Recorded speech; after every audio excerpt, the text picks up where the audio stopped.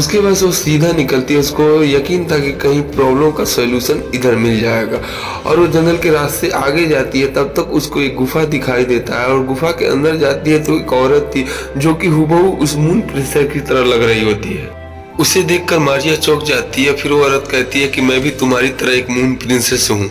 और आगे उस प्रिंसेस कहती है कि मैं पूरी जिंदगी उन दोनों पवित्र आत्माओं को मिलाने में लगी रही, लेकिन मैं कभी कामयाब नहीं हुई।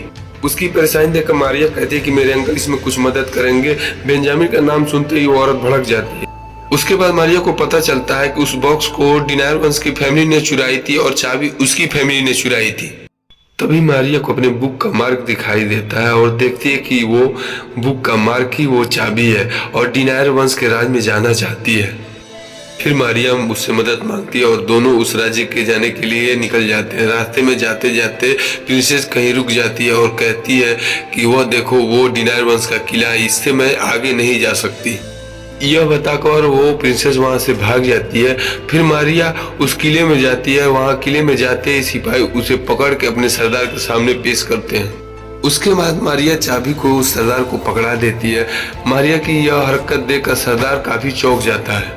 उसके बाद से वो चाबी उठाता है और उस बॉक्स को खोलता है, लेकिन बॉक्स के अंदर कुछ नहीं मिलता है। फिर वो कहता है कि हम खाली बॉक्स की ले अड़े और मारिया के फैमिली पे उसे बहुत गुस्सा आता है और उसके बाद से वो मारिया को कारागार में बंद कर देता है। उसके बाद से दिखाया जाता है कि बेंजामिन इधर मारिया की हर तरफ तलाश कराता है, लेकिन वो कहीं नहीं मिलती। उसके बाद से वो सोचता है कहीं उसके दुश्मन तो उसे नहीं उठा ले गए।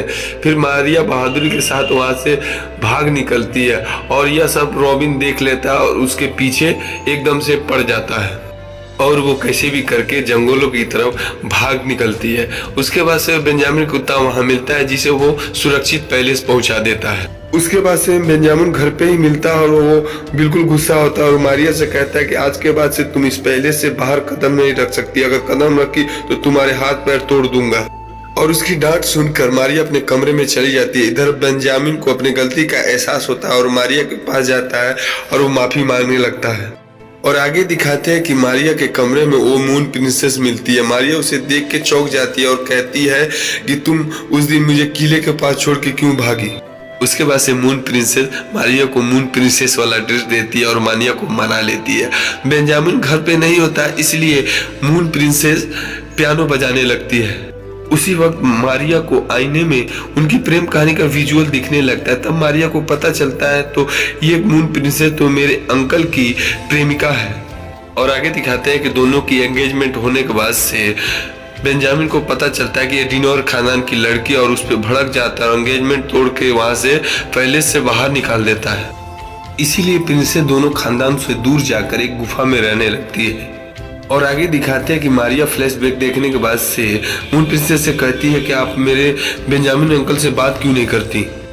उसके बाद से प्रिंसेस जवाब देती है कि हम दोनों के बीच सब कुछ खत्म हो चुका है और मेरे यहाँ रुकना ठीक नहीं, वहां से चली जाती है। तभी मारिया देखती है कि बेंजामिन का नौकर मून प्रिंसेस का फोटो दीवार से हटा रहे हैं और वो सैफ को बुलाती है।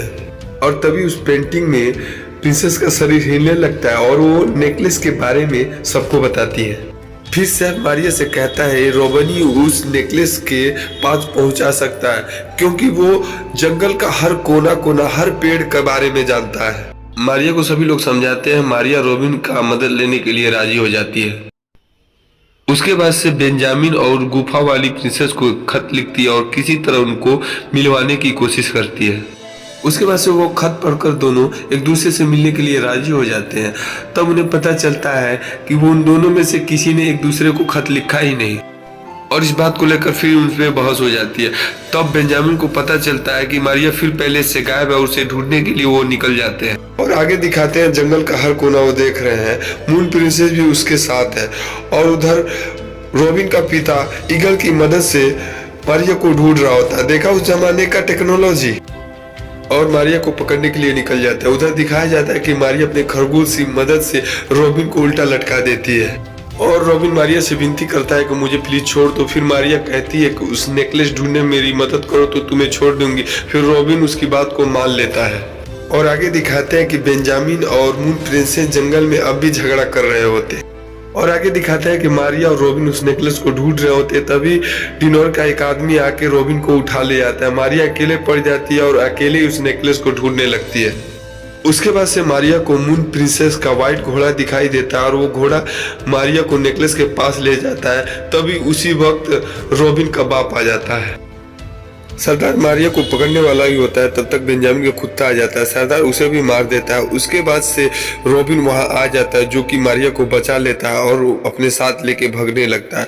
फिर उसके पीछे वो सभी पड़ जाते हैं और उनसे बचने के लिए वो एक पेड़ के जड़ के अंदर चले जाते हैं, जहां उन्हें पता चलता है कि वो बहुत बड़ा गुफा है। तभी मारिया को नेकलेस पे नजर पड़ती है और तभी वहां पे डिनार के सिपाही आ जाते हैं। मारिया और रॉबिन व्हाइट घोड़े के पीछे भाग के टनल से बाहर आ जाते हैं और वहां पे एक समुद्र होता है। दोनों की फैमिली एक साथ जमा हो जाती है और दोनों लड़ रही होती है और उस दिन आखिरी पूर्णमासी रात होती है। आज के दिन अगर नेकलेस को चाँद को वापस नहीं लौटाया तो मून क्रैनबेरी अंधेरे में डूब जाएगी और धीरे धीरे शाम हो रही होती है। सभी लोग घबराए हुए होते हैं। तभी वहां मून प्रिंसेस आती है और कहती है कि पिताजी आप बहुत बड़ी गलती कर रहे हैं। उधर मारिया भी अपने अंकल को समझाती है कि नेकलेस समुद्र के हवाले कर दिया जाए, लेकिन दोनों आपस में ठने रहते हैं। फिर मारिया खुद ही नेकलेस को तोड़कर समुद्र के हवाले कर देती है, लेकिन समुद्र उस नेकलेस को स्वीकार नहीं करता और मारिया को वापिस कर देता है और मोती आके सारे उसके ड्रेस में चिपक जाते हैं। मारिया सोचती है कि किसी तरह इस नेकलेस को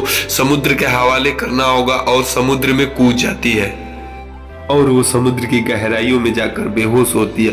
उसके बाद से एक बहुत बड़ी लहर उठती है और उस लहर के बीच कई व्हाइट घोड़े निकलते हैं, जिसके पीठ पे बैठ के मारिया बाहर आ जाती है और उसी वक्त बेंजामिन का कुत्ता अपने श्राप से मुक्त होकर शेर बन जाता है और बेंजामिन और गुफा वाली प्रिंसेस एक दूसरे से राजी हो जाते हैं और दोनों खानदानों में सुलह हो जाती है और मून क्रैनबेरी श्राप से मुक्त हो जाती है और हर तरफ रोशनी फैल जाती है। मारिया और रॉबिन के बीच में प्यार हो जाता है। यह फिल्म यहीं पर खत्म हो जाती है। और ये फिल्म कैसी लगी हमें कमेंट बॉक्स में इसका जवाब दे और हमें ढेर सारा प्यार दे। धन्यवाद।